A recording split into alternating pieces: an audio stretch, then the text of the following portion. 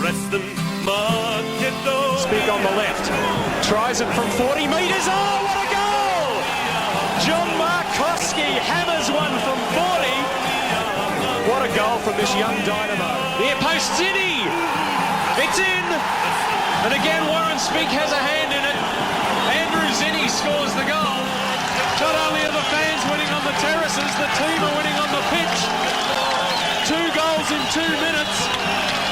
2-1 up, Preston Macedonia, and we've got an invasion on. Roothouse has made a good run from deep. Still Roothouse getting that one across. Markowski. That's got to be the settler, surely. One day we'll be back. One day we'll be back. And the shot, what a goal! Oh my Lord, what a finish there! Absolutely brilliant stuff! Through ball for Spink. He's in the box. Back for Cole. Cole square. Here's a chance for Smith. Smith, yes, it's there. Spink, Cole, Smith. Smith doing the damage. 1-0. Macedonia, come on, Preston, Macedonia, let's go. Preston, Macedonia, Macedonia. Well, hello and welcome to the Lions Den, the official Preston Lions Club show, coming to you live on FNR Football Nation Radio. This time over Zoom. I'm up in Canberra, but it was important that we still got on air this week because it is the end of an era. President Zach Gruevski is stepping down after 8 glorious years at the helm. Zach, welcome. Thank you, Josh. Lovely to be here, mates. Now, I'm sure everybody's seen the announcement on the socials and, you know, you've detailed the reasons for your decision to step down. But do you want to, if anyone missed that, give a little window into what's gone on over the past couple of weeks? Yeah, sure. Thank you, Josh. Look, I mean, we, as you rightly said, we've had, as a group, 8 fantastic years together. A number of the current executive committee have been with me on that journey for that long. Some, in fact, have actually been running a little bit longer than that. So, look, I've got to a point where, because of, and I think I said in my statement, I used the words professional and personal reasons, it's got to a stage where it's obviously predominantly impacting on my work. It's become a second job, this football club of ours, and whilst I've clearly thoroughly enjoyed the journey, and then, you know, I wouldn't do anything different over that journey, it's got to a point where I do need to make that call and have made that call. But I guess, you know, the key message I'd like people to really take away from this is that, one, it's been a wonderful journey for our club over a number of years, and you know, many know the sordid history of the club. You know, we're going to celebrate next year, and I say we will celebrate our 75th anniversary next year, and so, you know, we've seen some wonderful highs and some lows, sadly, over that journey, and in the last let's say decade or so, when the club you know, was perhaps almost bankrupt, a number of wonderful people obviously stepped in to deal with that issue and try and resurrect the club from some deep dark mud that was in, and so from my journey as a board member on back then FFV, I spent nearly 4 years on the board there and had a terrific insight into what football outside of clubland is like. Got to meet some terrific people. Got to understand, I think, the administration of the game to some extent. And from there, obviously, came across to Preston just on 8 years ago. And it's been a superb ride since then. You know, that journey has taken us from, you know, pretty, I'll call them humble beginnings during that period, where we probably had sadly left, you know, I think it was about 35 kids, juniors at the time. There was only 3 teams left the year we sort of came in.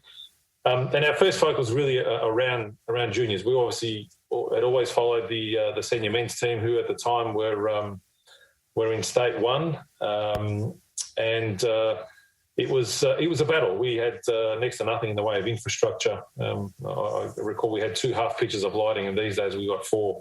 fully wonderful pitches, thanks obviously to the city of Darebin. And so, over that journey, our aim is really has been about restoring hope and trust and a reputation that as a group of people, that people can come back to the club to enjoy some of the things we enjoyed as kids following this proud club of ours. And since, making this decision and sort of breaking the news to my family, it's fair to say that there was a fair sense of relief on their faces, and they've just given me absolutely unconditional supports to carry out this passion that we all have for the club.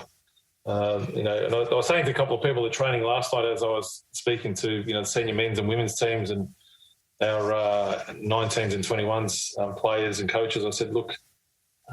It's very difficult once you've been bitten by this Preston bug. It's very difficult to actually leave, and so my decision doesn't mean I'm walking away from the club.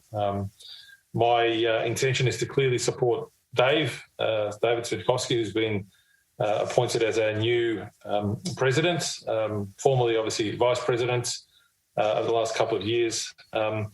Our wonderful executive committee will obviously continue in their respective roles with some tweaks.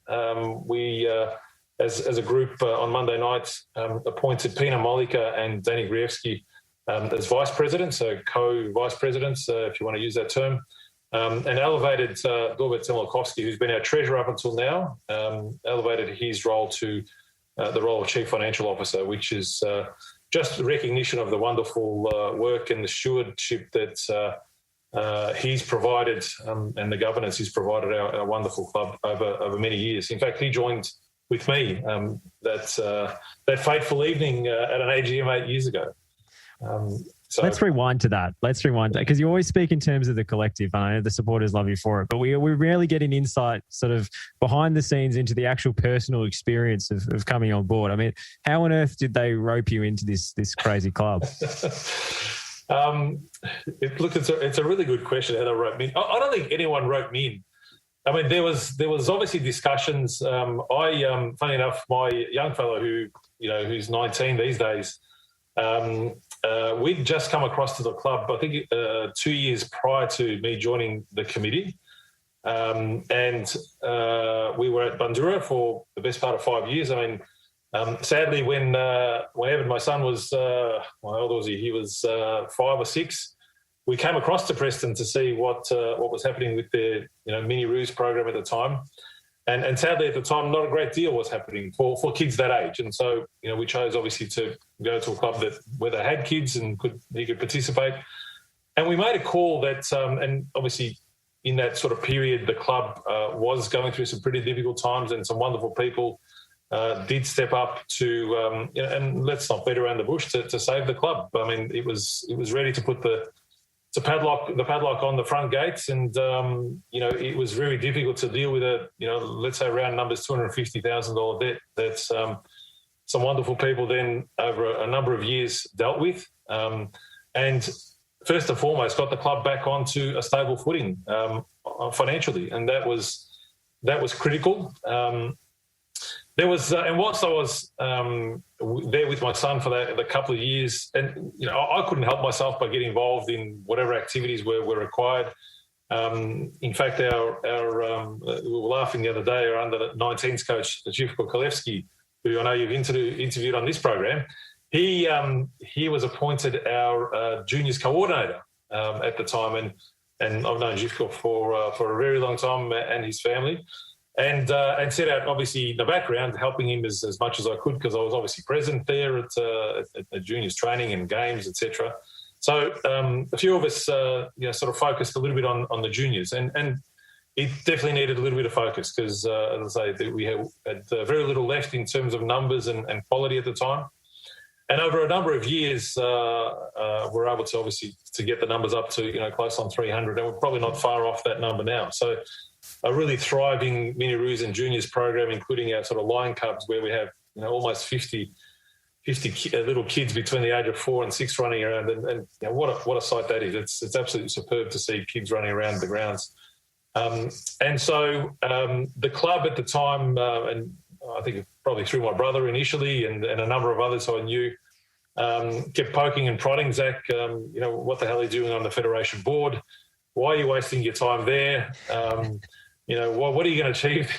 I said, look, I'm just going through my own journey at the moment of learning and hopefully I can bring some of those skills to Preston one day. And I didn't make a commitment, but I always knew because of my connection as a child. I mean, our late father had obviously taken us, and our uncles had taken us to games over many moons. And it's that connection, I think, that for many of us drove us back to the club. And I guess I was in a position in my life where work was pretty stable. I was volunteering with the Federation on the board. I said that here's a wonderful opportunity now to join a terrific group of people to bring this club back to something that it should be. And that's how the journey started. How did you convince sponsors to come on board, people to take on positions, parents to send their kids to the club when, everyone could see from the outside that looked like it was on life support at that time? Look, it was challenging. And look, I'll confess, I don't take credit for particularly the sponsorship work that was done. And, a shout out to Danny Riewski, my brother, who, and David Svetkovsky and others will tell the story of him knocking on doors and asking people for money early days, and most people didn't want a bar of it at the time, knowing that the club was in a pretty difficult spot. Again, through persistence, he's a persistent bugger. Through persistence and then some other people obviously starting to do some other terrific things around the club. We set out early days to try and develop a product of some sort and start to change the culture, making it a welcoming culture for anyone that actually wanted to come to the club, regardless of your background, your heritage, your race, your religion. And that was, I think, something that, and until today, I'm extremely proud of as a club that, we've engaged extremely well with our local community. And the demographic clearly of the community has changed over many years. And we're so proud that we can actually represent our local community. And that's something we've worked extremely hard on with the City of Darwin particularly. So the club was stuck with it from a senior men's perspective in State League One for so long. And, it's such a hard league to get out of. How much of a role did you play in trying to rebuild the senior men's team, the coaching appointments? We've had several coaches come in over the years until Louis finally took the reins more long term. What was that kind of turbulent ride like? Look, it was challenging. I often say to people, none of us go to president's school, right? So when that year, in fact, when I and a number of others were appointed as committee members, at the AGM, we had for the first time in probably many years, had a democratic process that we went through, and it was terrific. So everyone's really excited to join the committee. And the first committee meeting we had, so I'm sitting down with the treasurer and I think the secretary, and said, well, okay, well, guys, what's the arrangements? And obviously under our constitution, the committee elects who's going to do whatever role in the committee. And the first thing they said to me, well, we just assume you're coming to be the president. I said, well, okay, all right, fair enough. So off we went and took that on. And whilst, we'd already done a little bit of work in the juniors program. We had a women's program at the time, which it's probably fair to say was struggling, wasn't perhaps getting the attention and energy it deserved. And then from a men's perspective, and we've always said, and I often joke with Louis even these days, I said, whilst you guys think you're really important, and I recognise, our men's program is our flagship team that most of our supporters and sponsors and others support. I did say to him at the time, and say even these days, we do have, almost 20-odd teams that we've got to look after and make sure we deliver a product to. There's kids and there's parents who are paying, reasonable money to receive tuition and coaching and some sort of enjoyment, because without that enjoyment, we're all wasting our time. And so we set out, obviously through you're spot on. I think we went through 2 coaches in my time before we appointed Louis. Yes, obviously some difficult conversations in asking people to move on, but the reality is senior men's football is a results-driven business. And what I learned very, very quickly when I joined the club is there was no mercy from our supporters, from others around both the inner sanctum and perhaps those external to that inner sanctum. There were clear expectations. Here was a proud club that was on its knees and it was starting to get back up. There was this expectation that we had to win, we had to get out of State 1. We obviously weren't in the first group of clubs that fell into, and I say literally fell into the NPL structure. I think sadly at the time Preston perhaps just wasn't quite ready to enter that field. Clearly we're there now, and I think by being a little bit patient, by being able to set up a lot of the structures, a lot of the governance, and the back of house functions that are required, I think it's held us in really good stead. We've run a steady race. We haven't sought to throw ridiculous money around. We've been consistent with the way we've approached it, and I've often said, along the journey to people, what I see these days of the club, and many others see, I think, the same thing. What might have been perhaps a social club back, a little while back, these days is run as a business. And many of us who came to the club, with professional backgrounds, we always said, if we can't bring our professional skill set to the club, then we're all in trouble. Having a couple of near misses to actually get promoted out of State 1. I think it must have been early days. It's probably 4.5 years ago now, where I knocked on, not literally, but gave Louis a phone call and said, Louis, and mind you, I'd only met Louis once. I think we'd gone up to a Massey Cup competition up in Sydney 1 year prior to that. In fact, it might have been the January before we appointed Louis. I think he came on board. Must have been towards the end of April. It was early on in the season. We clearly saw things weren't going particularly well, and I was persistent. Louis, I think, was down the coast somewhere with his family, and I called him one Saturday night, or Sunday night, in fact. Once we had a quick conversation, he sounded like he was in retirement mode at the time, having obviously left Hume City not long earlier. But I was persistent. I followed him up the following day and I said, look, just hear me out. I'll tell you what we're trying to do as a club, as a group. There's a number of us who are reasonably new to the club. And let me talk to you a little bit about our vision for the club. And that's how the most current journey started, with Louis coming on board as our head coach. And clearly, everyone can see now that that for us was a turning point as a club. Not only to create some stability bringing some good people. Louis is a good football person. He's obviously well renowned. Had a fantastic history with Hume City. Great pedigree as a coach, and was well sought after at the time. And when we appointed him in that period, it was clear that, I don't think he was telling me stories at the time, and we subsequently discussed this, that Preston was the only club he was going to come to.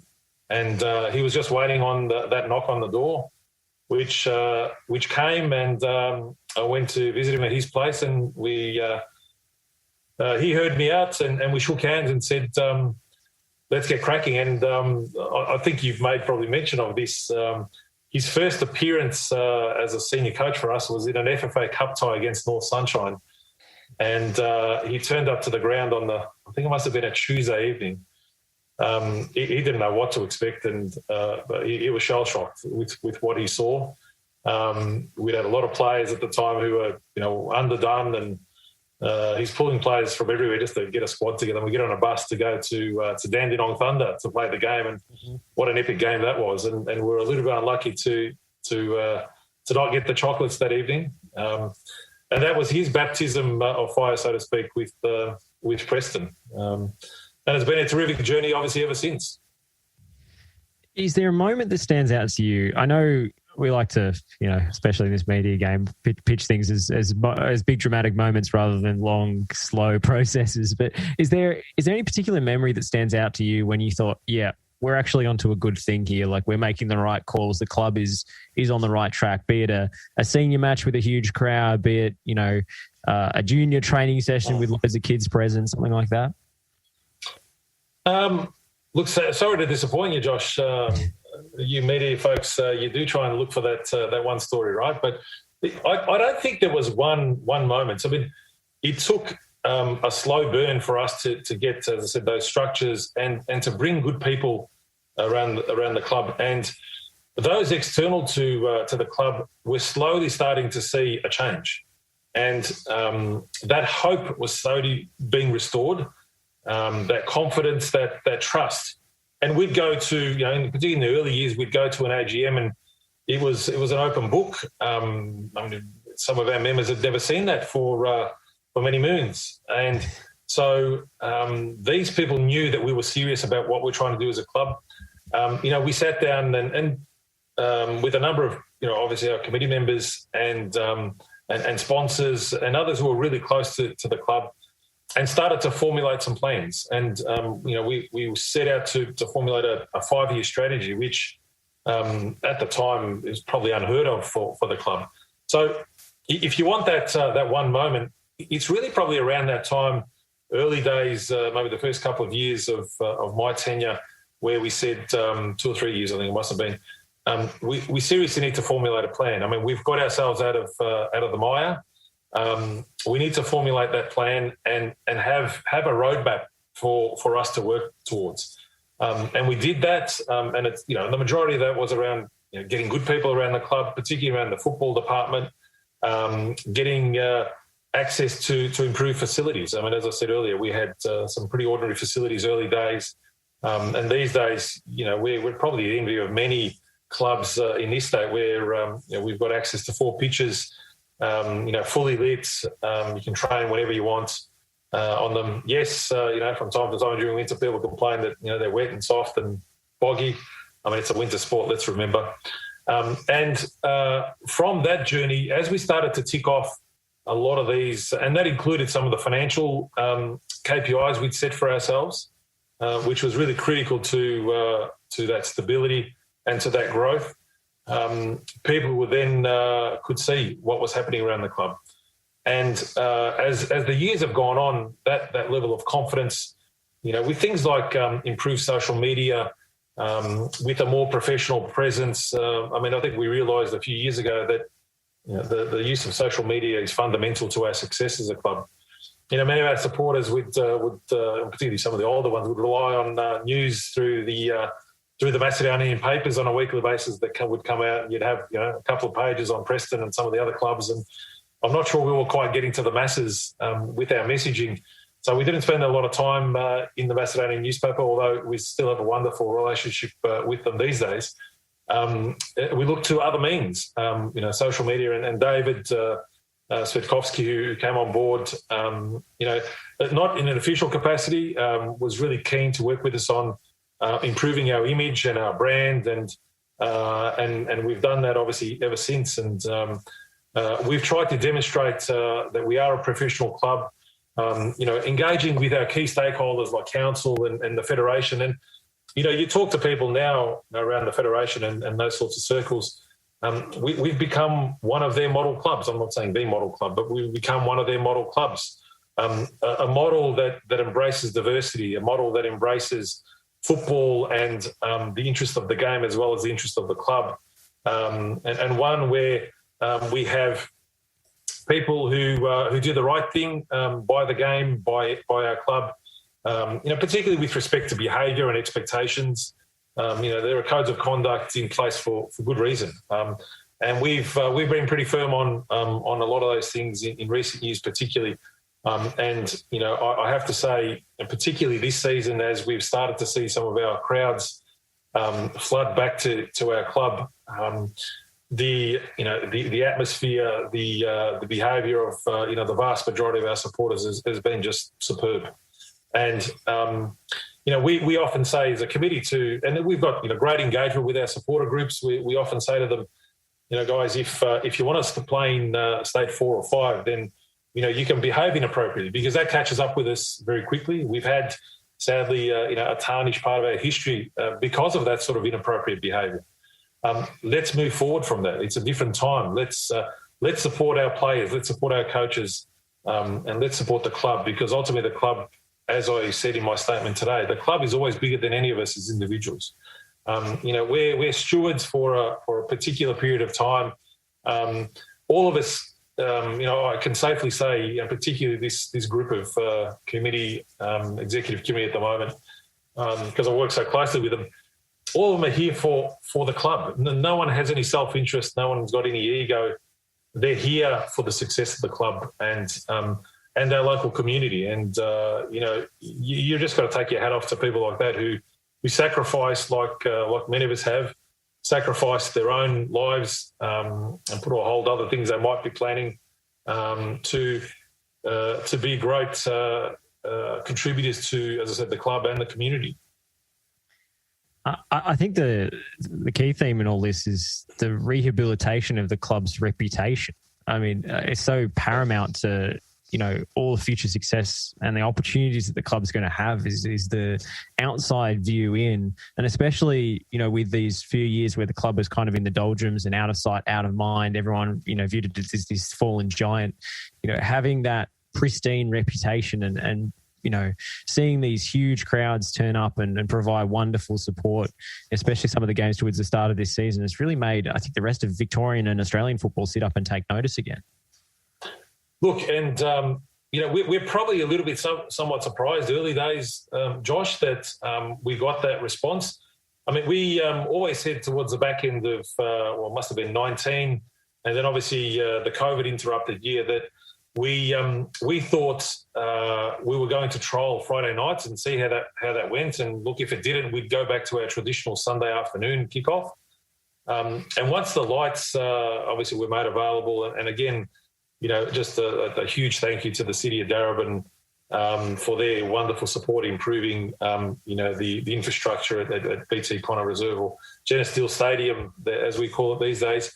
That's the new fencing, I often used to say we finally closed down part of Pentridge Prison with the ridiculous fencing we had for that many decades. And, when you give people a vantage point where they can actually enjoy the football from wherever they're sitting over, a normal fence, you have, sadly we haven't been able to fire up our new scoreboard, but that'll come in due course as well.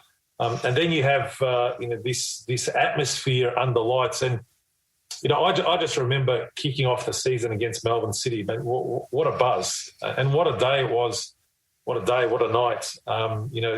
We couldn't have scripted it any better. Just magnificent weather for us. Obviously, to get a result like that, towards the end of a game, against Melbourne City. And whilst we appreciate... some people might say, it's their academy side.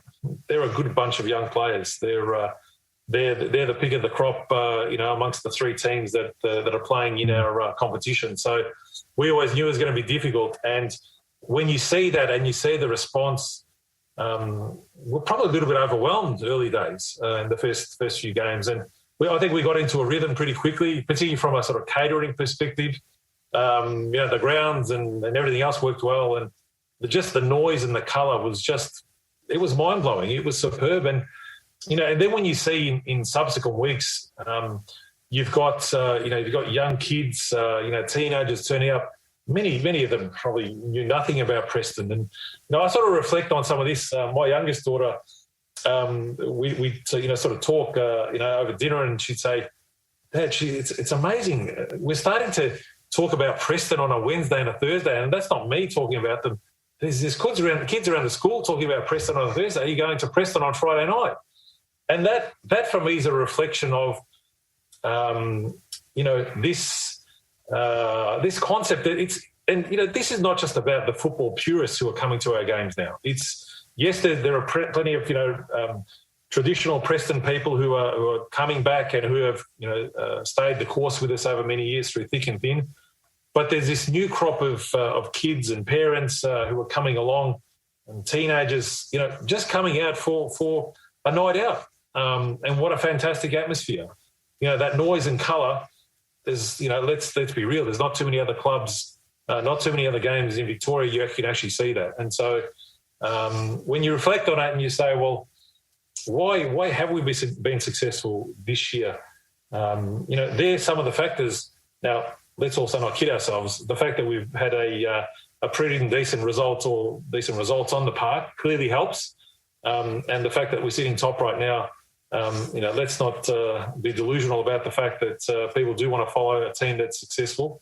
It's just generated so much excitement. And, we've been thrilled to be able to offer this sort of product to our supporters and those that want to come and enjoy themselves on a Friday night.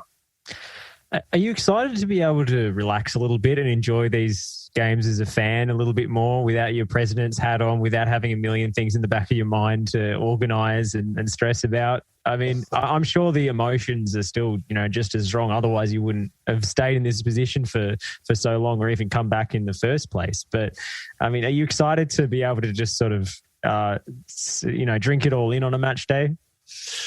Look, you probably won't see me rolling around getting pissed on a match day. Let's be real. But look, it's fair to say, some of the burden clearly will be lifted, and that's not to say I'm just going to go and sit in a corner somewhere. I'm sure, my colleagues will want me to sort of help around with various bits and pieces. But there'll be a time where I can perhaps, whether it be in the grandstand, whether it be in the other side on the park benches.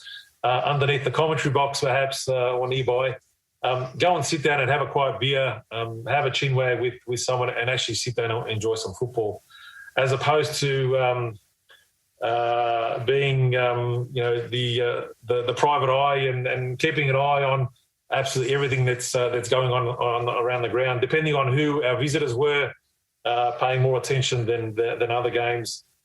Just to ensure that we keep our brand and our reputation intact, and that everyone really enjoys that environment that they should be able to enjoy with some terrific food, some terrific drink, and some great football. I mean, that's what it's about. And for people to feel comfortable, they can come to these sorts of environments and to our club to feel that energy and that excitement. So, Svetkovsky's still keeping you on as head of security, right? You're not getting off that easy. We've got to find something for you to do.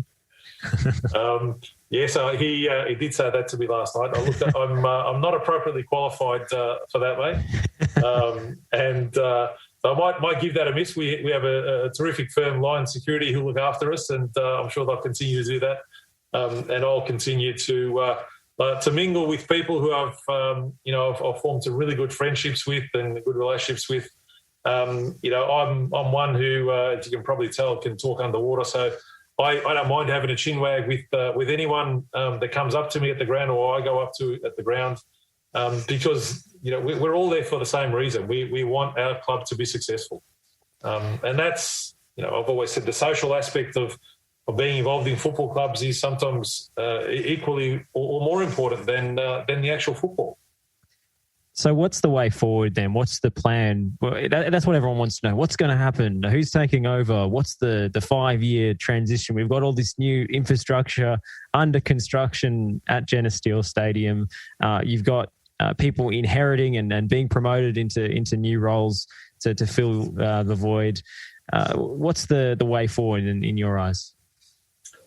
Well, as I said to David last night, I don't particularly care what the way forward is. And that's my joke for the night. No, look, we've had some really terrific conversations, and let's be serious for a couple of minutes. I think at the start of this discussion tonight, we want to make sure people are crystal clear about one thing, and this is not a facade or something, some sort of story we're trying to concoct here. We're going to have organised a smooth transition from me exiting from this role. My aim and the discussions we've had to date is that I will join our advisory board and work on a number of projects that are either in train at the moment or any new projects that will support the club. I'm happy to mentor and support any of the executive committee. I'm even happy to give Louis tips about football now because I can. Previously, I sort of didn't interfere too much. It's let's be crystal clear. This will be a smooth transition. David has obviously accepted the mantle and the baton to take on the president's role, and I know everyone will support him in that capacity. He's someone clearly who I trust, the committee trusts, and as I said earlier, we've got a terrific group of executive committee members who are genuinely committed and supportive of what we're all doing. We formulated a second 5-year plan in 2020 as a group. That's not my plan. It's not Dave's plan. As a group, we formulated a plan, and we'll stick to that plan. There's no need to deviate from that plan.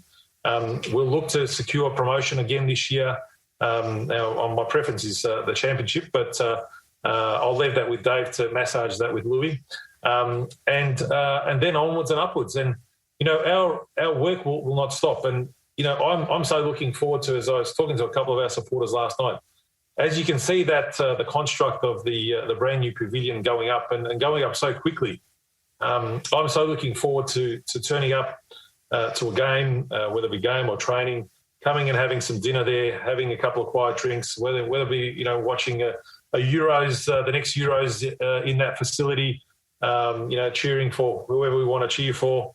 Hopefully it's Macedonia then again. But really enjoying an environment where you can sit down as a family, you can sit down with your colleagues and friends and spend some quality time together over a meal and over a couple of quiet drinks. That facility is something that we've really lacked and is something that's really the cornerstone of many clubs. As I say, that social aspect is fundamentally important to the culture of a football club. So there's going to be plenty for me to do. As I say, and I said in my statement today, I have no intention from walking away from the club. We've all invested too much time and effort and energy in what we've delivered to date, and we're going to continue to deliver, whether it be infrastructure, whether it be improved products for our kids. We'll push for a junior boys NPL license for next season. There's clearly the ongoing conversations of national second division. So I'll do whatever it takes to support the team to deliver on that strategy. So it's the John Farnham style farewell tour. We're not getting rid of you that easy. Yes, very good. You've been worded up well by Dave. Yeah, I'm Farnsey and he's Barnsey. That's it. Look, this is, as I said to a couple of people last night, this is the end of phase one of a journey. We're all on collectively. I want, and in part of what I wrote to our sponsors today, just to thank them for their wonderful support over many years. But I really want them to continue to commit and support the club because they can see where we're going. They can see the positivity around the club. And, despite the fact, we've got a change in, the person in the president's seat, we're going to maintain that stability, which is fundamentally important to the successful running of any football club. Well, Zach, you're not getting away that easy on this show either. You're going to stick around as my co-host for the rest of the hour? Very happy to, mate. Very happy to. That might be one of the things they put me into longer term, Dave tells me. But no, very happy to. Thank you. Well, we'll find plenty for you to do. And you're not slipping away tonight either. We've got a huge show coming up